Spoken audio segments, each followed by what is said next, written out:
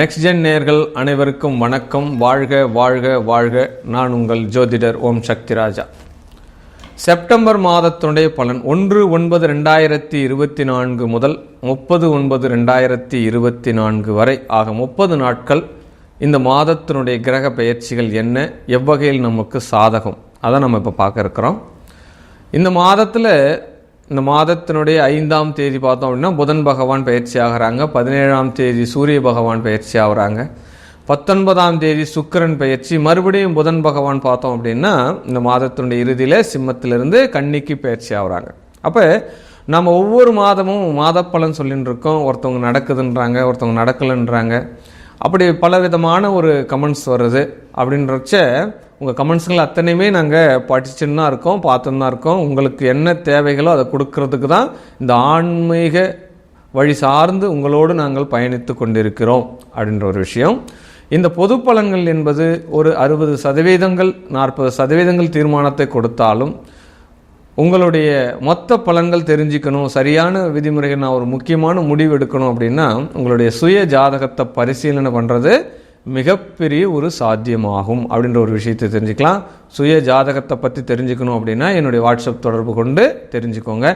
இந்த மாதத்தில் மிதுன ராசிக்கு உண்டான பலாபலன் என்ன அப்படின்றத நம்ம பார்க்க இருக்கிறோம். ஆமாம், முக்கியமான நிகழ்வுகள் என்ன அப்படின்னா, ஒரு ஜாதகத்தில் நான் எடுத்த காரியம் வெற்றி பெறுமா அப்படின்ற கேள்விகள் தான். ஏன்னா ஒவ்வொரு விஷயத்துக்கும் நம்ம முயற்சி எடுத்துதான் இருக்கோம்.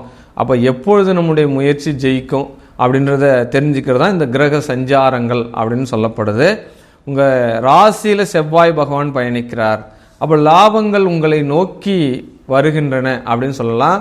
உத்தியோகங்கள் உங்களை தேடி வரும் அப்படின்ற சொல்லலாம். மிதுன ராசிக்கு கண்டிப்பாக வேலை வாய்ப்புகள் தேடி வரும் அப்படின்ற ஒரு விஷயம் இந்த மாதத்தில் நடக்குது அப்படின்னு சொல்லலாம். 2ஆம் அதிபதி 3ஆம் இடத்துல சஞ்சாரம் பண்ணுறதுனால புதன் பகவான் 3ஆம் இடத்துக்கு சூரியனுடைய புதன் சேர்க்கை இருக்கிறதுனால கண்டிப்பாக உங்களுடைய சகோதரனால் யோகம் உண்டு, எடுத்த காரிய வெற்றி பெறும். ஏன்னா ராசியாதிபதி 3ஆம் இடத்துக்கு போகும்போது எந்த ஒரு விஷயத்திலும் பின்வாங்காமல் எடுத்த காரியத்தில் ஜெயம் அப்படின்ற வார்த்தை கேட்குற வரைக்குமே இந்த மாதத்தினுடைய எஃபெக்ட் உங்களுக்கு அதிகமாக இருக்கும் அப்படின்னு சொல்லப்படுது. 3ஆம் இடத்துல சூரியன் இருந்தாலே அதீத வீரம் மிகுந்தவர், மன ஆற்றல் மிக்கவர் அப்படின்ற ஒரு விஷயத்தை எடுத்துக்கலாம். ஆமாம், ஆத்ம பலம் இல்லையா? அந்த ஆத்ம பலம் இருந்தால் தான் காரிய ஜெயம் பண்ண முடியும். அந்த பலம் இல்லைன்னா காரியம் ஜெயம் பண்ண முடியாது. அதனால் 4ஆம் இடத்துல சுக்கிரன் கேது பயணிக்கிறார் அப்படின்னுக்குள்ள கொஞ்சம் என்ன பண்ணலாம், நம்ம பிளான்லாம் போடுறோம், வீடு கட்டுறதுக்கு பிளான் போடுறோம் அப்படின்னா சரியான 1க்கு மேற்பட்ட முறை அதை ரீசெக் பண்ணுறது நல்லது. வண்டி வாகனங்கள் ஏதாவது ஒரு சின்ன சின்ன டிஸ்டர்பன்ஸ் கொடுக்கும், இருந்தாலும் அதெல்லாம் சரி பண்ணிக்கலாம் இந்த மாதத்தில் அப்படின்னு சொல்லலாம். புதிய வண்டி வாங்கிறத விட இந்த மாதத்தினுடைய 2ஆம் தர வண்டி வாகனங்கள் உங்களுக்கு யோகத்தை தரும் அப்படின்ற ஒரு விஷயத்தையும் எடுத்துக்கலாம். ஏன்னா இந்த சுக்கிரன் கேது அந்த விஷயத்தை உங்களுக்கு கொடுக்குறார் இந்த மாதத்தில். ஆனால் பஞ்சமஸ்தானத்தில் சுக்கிரன் இந்த மாதத்தினுடைய கடைசியில் பயணம் பண்ணுறதுனால உங்களுக்கு கண்டிப்பாக ஒரு வண்டியை கொடுத்துட்டு இன்னொரு வண்டி வாங்குகிற யோகம் கிடைக்கும் அப்படின்னு சொல்லலாம். வீடு மனை வாகனங்கள் விற்பது தொடர்பான காரியங்களுக்கு இந்த மாதத்தினுடைய சுக்கிர பெயர்ச்சிக்கு பிறகு 19ஆம் தேதிக்கு பிறகு இந்த காரியங்கள் எல்லாம் உங்களுக்கு ஜெயமாகும் அப்படின்ற ஒரு விஷயத்தை எடுத்துக்கலாம். இந்த மாதத்தில் கூடுதல் விஷயம் என்ன கேட்குறீங்க அப்படின்னா, என்னுடைய புத்திரன் எனக்கு யோகமாக செய்வானா, அதிர்ஷ்டத்தை தருவானா, அவனுக்கு படிப்பு நல்லா வருமா, வேலை கிடைக்குமா அப்படின்ற ஒரு விஷயம் உங்களுக்கு நிறைய கேள்விகள் இருக்குது. உங்களுடைய பிள்ளைகளால் இந்த மாதத்தினுடைய வெற்றிகள் உண்டு. உங்களுடைய பிள்ளைகளால் உங்களுக்கு ஒரு மரியாதை உண்டு, உங்களுடைய பிள்ளைகளால் ஒரு கௌரவம் உண்டு. உங்களுடைய பிள்ளைகள் செய்யக்கூடிய காரியங்கள் உங்கள் குடும்பத்தில் ஒரு மன மகிழ்ச்சியை தரும் அப்படின்ற ஒரு விஷயத்தை எடுத்துக்கலாம். 7ஆம் பிளேஸ் ரொம்ப ரொம்ப இம்பார்ட்டன்ட். ஒரு ஜாதகத்தில் திருமண இணைவுகள் தான் ரொம்ப ரொம்ப முக்கியமான ஒரு விஷயம் சார். இந்த திருமணம் மட்டும் ஒரு மனிதனுடைய வாழ்க்கையில் சரியாக அமைஞ்சிடுச்சுன்னா அவனுடைய வாழ்க்கை ஆனந்தமாக இருக்கும் அப்படின்னு சொல்லப்படும். அதுதான் பாயிண்ட் ஆஃப் வியூ. ஜங்ஷன் அப்படின்னு ஒரு மனுஷனுக்கு அது ஜங்ஷன். அது அந்த ரூட் தான் அவனை திசை திருப்பி விடும் அப்படின்னு சொல்லப்படாது. ஆணுக்காக இருந்தாலும் சரி, பெண்ணுக்காக இருந்தாலும் சரி. அதனால் இந்த மிதுன ராசிக்கு வரக்கூடிய கலத்திரம் தூரதேசத்தில் இருந்து அமையுமா, அருகில் அமையுமா அப்படின்ற ஒரு விஷயம் நிறைய கமெண்ட்ஸ் பார்த்துருக்கேன். கண்டிப்பாக கலத்திரம் அப்படின்றது மேட்ரிமணி மூலயமாக அமைவதற்கு உண்டான சான்சஸ் நிறைய இருக்குது. ஆமாம், அஷ்டமாதிபதியான சனி பகவான் வக்ரகதியில் இருக்கார். அதுவும் பாக்கியஸ்தானத்தில் வக்ரகதி இருக்கிறதுனால நிறைய கோர்ட்டு கேஸு வம்பு வழக்கு இருக்கிறவங்களுக்கு எல்லாம் ரிலீஃப் கிடைக்கும் அப்படின்ற ஒரு விஷயத்தை கண்டிப்பாக சொல்லிடலாம். தேக ஆரோக்கியம் கூடும் அப்படின்னு சொல்லப்படுகிற பாத பிரச்சனை இருக்கிறவங்களுக்கு ஏதாவது நீங்கள் உபகாரம் பண்ணுறீங்க அப்படின்னா உங்களுக்கு இந்த சனி பகவானுடைய வக்ரகதியிலிருந்து நீங்கள் தப்பிக்கலாம் அப்படின்ற ஒரு விஷயத்த சொல்லலாம். 10ஆம் இடத்துல ராகு இருக்கிறார். நீண்ட நாட்களாக நான் வேலைக்காக வெளிநாட்டு வேலைக்காக முயற்சி செஞ்சுட்டு இருக்கேன். என்னுடைய இடத்த நான் தொழிலை மாற்றுறதுக்கு முயற்சி செஞ்சுட்டு இருக்கேன்.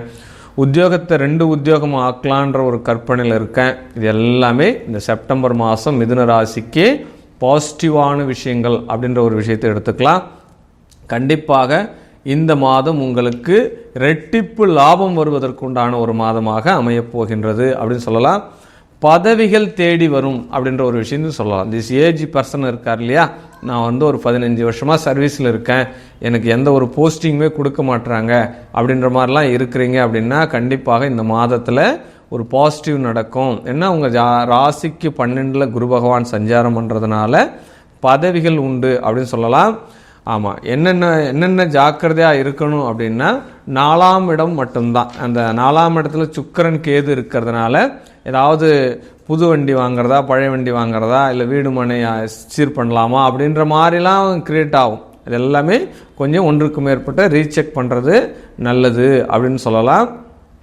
ஆமாம், ஒரு ஜாதகத்தில் அதிர்ஷ்டம் பார்க்கணும் அப்படின்னா உங்கள் ஜாதகத்தில் அதிர்ஷ்டத்தை நீங்கள் தெரிஞ்சுக்கணும் அப்படின்னா அந்த ஜாதகத்தில் பாக்கியஸ்தானத்தையும் திரிகோணஸ்தானங்களை, அதாவது திரிகோணஸ்தானத்தை பார்த்தாலே அந்த அதிர்ஷ்டம் சொல்லலாம். அப்போ அந்த ஸ்தான அதிபதிகள் அந்த பாவகத்திற்கு மறைவு பெறாமல் இருந்தாலே அது அதிர்ஷ்டம் அப்படின்ற ஒரு விஷயத்தை நீங்கள் எடுத்துக்கலாம். உங்கள் ஜாதகத்தில் அந்த பாவாதிபதி மறையாமல் நல்ல ஒரு சுபத்தன்மையோடு இருந்தால் உங்களுடைய வாழ்க்கையில் அதிர்ஷ்டம் உண்டு அப்படின்ற ஒரு விஷயத்தை நீங்கள் கட்டாயம் எடுத்துக்கலாம். மேலும் இந்த மாதத்தினுடைய பண்டிகை என்னென்ன அப்படின்னா ஆரம்பத்திலே சிவராத்திரி, விநாயகரனுடைய சதுர்த்தி அவதார திருநாள் 7ஆம் தேதி வருது, 15ஆம் தேதி ஓணம் பண்டிகையாக வரப்படுகிறது, 16ஆம் தேதி மிலாடி நபி வர இருக்கிறது முஸ்லீம்களுடைய பண்டிகை. மேலும் 5 நாட்கள் முகூர்த்த நாட்கள் அப்படின்ற ஒரு விஷயத்தை எடுத்துக்கலாம். 5, 6, 8, 15, 16 இது வளர்பிறை முகூர்த்தங்களாக இந்த மாதத்தில் குறிப்பிட்டு கொடுத்துருக்குறாங்க. ஆக இந்த மிதுன ராசிக்கு இந்த மாதத்தில் அனைத்து வித யோகங்களும் கிடைக்கப் பெறுகின்றன அப்படின்றது தான் இந்த மாதத்தினுடைய மிதுன ராசி பலன்கள். வாழ்க வாழ்க வாழ்க.